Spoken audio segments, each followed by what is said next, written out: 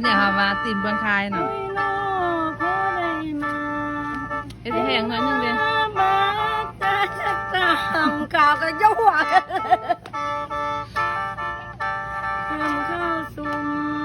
โอ้ยน้ออันมาตีนยังเคยน้องได้สาบมือลีลัวน้ออายเอ่ยอันมาตีนเมืองขวานั่งซับเมื่อนอกลี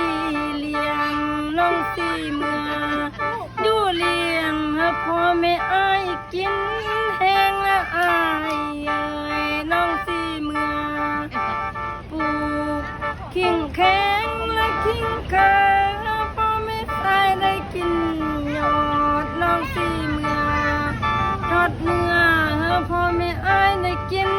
แห้งนางวานาลาลงดอนี่แล้วอย่าหัวได้ไหมวันบ่ หัวได้กันบุเมาบุเอ้ยเลย